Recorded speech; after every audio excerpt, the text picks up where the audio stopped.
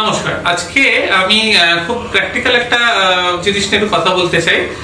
খুব কাজের জিনিস, আপনাদের খুব অনেকেরই কোশ্চেন থাকে যে আমার যখন পেসমেকার দরকার পড়ে তখন ডাক্তারবাবু বললো যে আপনার পেসমেকার লাগবে, তখনই প্রথম প্রশ্ন আসে ডাক্তারবাবু কি ধরনের পেসমেকার আমরা বসাবো। জেনারেলি বাজারে তিন রকম পেসমেকার পাওয়া যায়, একটা হচ্ছে সিঙ্গেল চেম্বার পেসমেকার, একটা ডুয়াল চেম্বার পেসমেকার, আর একটি বাইভেন্ট্রিকুলার বা ট্রিপল চেম্বার পেসমেকার। এর মধ্যে সিঙ্গেল চেম্বার পেসমেকার আমরা কখন বসাই? সিঙ্গেল চেম্বার পেসমেকার আমরা সত্যি কথা বলতে কি আজকালকার খুব রেস্ট্রিক্টেড কিছু রিজন ছাড়া বসাই না। তার মধ্যে একটা প্রধান রিজন হচ্ছে অ্যাট্রিয়াল ফিব্রিলেশন বা অনিয়মিত হার্ট রেট যদি থাকে তাহলে আমরা অ্যাট্রিয়াল ফিব্রিলেশন থাকলে আমরা সিঙ্গেল চেম্বার পেসমেকার বসাই। অথবা এমন কোনো খুব বয়স্ক মানুষ 80 বছরের উপর যারা রেস্ট্রিক্টেড লাইফস্টাইল, একদম ঘরের মধ্যে বিছানা থেকে বাথরুম বা ডাইনিং রুম এটুকুই তাতে, তার জন্য আমরা অনেক সময় বলি যে ফাইন্যান্সিয়াল বার্ডেন কম করার জন্য সিঙ্গেল চেম্বার পেসমেকার লাগিয়ে নিতে পারেন। এছাড়া বেশিরভাগ পেশেন্ট কিন্তু ডবল চেম্বার পেসমেকারের ক্যাটাগরিতে পড়ে। অর্থাৎ ডবল চেম্বার পেসমেকার মানে হচ্ছে একটি তার আমাদের অ্যাট্রিয়ামে থাকবে বা অলিন্দে থাকবে, একটি তার আমাদের ভেন্ট্রিকেল বা নিলয়ে থাকবে। এতে যেটা সুবিধা হয় সেটা হচ্ছে আমাদের যে ফিজিওলজিক্যাল হার্টের রিদম থাকে, অর্থাৎ হার্টের গতিটা উপর থেকে শুরু হয়ে নিচের দিকে যায়, সেই গতিটা বজায় থাকে ডাবল চেম্বার পেসমেকারে।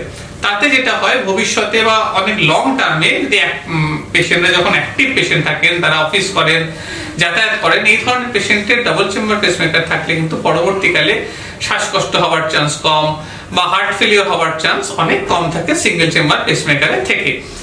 আজকের দিনে সব পেসমেকারই অলমোস্ট এমআরআই কম্প্যাটেবল, অর্থাৎ সব পেসমেকারই আপনারা এমআরআই করাতে পারবেন এখন, পুরোনো দিনে যারা পেসমেকার লাগিয়েছে তাদের ছাড়া। এখানে একটা জিনিস খুব ইম্পর্টেন্ট, সেটা হচ্ছে এমআরআই করার আগে কিন্তু আপনাদের যে কোম্পানির পেসমেকার আপনারা করেছেন তাদের সাথে যোগাযোগ করে এমআরআই মোড অন করে নিতে হবে। আবার এমআরআই করার হয়ে গেলে এমআরআই মোড অফ করে দিতে হবে, এটা কিন্তু মাথায় রাখতে হবে। এছাড়া আরেকটি পেসমেকার বাইভেন্ট্রিকুলার পেসমেকার বা তিন তারের পেসমেকার যেটা হয়, সেটা আমরা স্পেসিফিক রিজনে লাগিয়ে থাকি। বিশেষ করে যাদের হার্টের পাম্পিং ফাংশন কম বা ইজেকশন ফ্র্যাকশন কম বা যাদের হার্ট একটু সাইজে বড় হয়ে গেছে তাদেরকে আমরা অনেক সময় বাইভেন্ট্রিকুলার পেসমেকার বলে থাকি। তাতে হার্টের পাম্পিং ফাংশনটা ইমপ্রুভ করতে সাহায্য করে। তবে সেটা একদমই আপনার স্পেশালাইজড যিনি আপনার কার্ডিওলজিস্ট আছেন বা ডক্টর আছেন তার সাথে কথা বলে সেই ডিসিশন নেবেন। এছাড়াও আরেকটা ইম্পর্টেন্ট জিনিস হচ্ছে আজকালকার দিনে অনেক সময়তেই আমরা দেখেছি, বিশেষ করে কিছু কিছু পেশেন্টদের যাদের হয়তো পেসমেকার অনেক দিন আগে হয়ে গেছে, একটা ইনফেকশন হয়ে গেছে, ডান দিকে পেসমেকার বসছে ইনফেকশন হয়ে গেছে, বাঁ দিকে পেসমেকার বসছে ইনফেকশন হয়ে গেছে, তাদের আর নতুন করে বসানোর জায়গা নেই।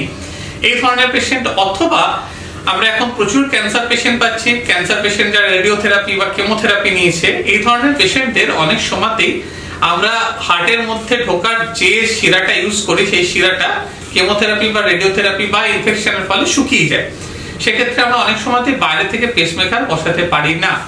এই ধরনের পেশেন্টদের ক্ষেত্রে রিসেন্ট যেটা এসছে সেটা হচ্ছে লিডলেস পেসমেকার।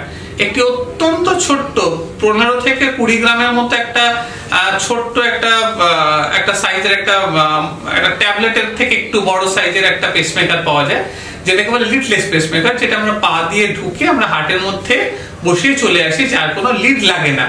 কিন্তু এটা কিন্তু সিঙ্গেল চেম্বার পেসমেকারের মতোই কাজ করে।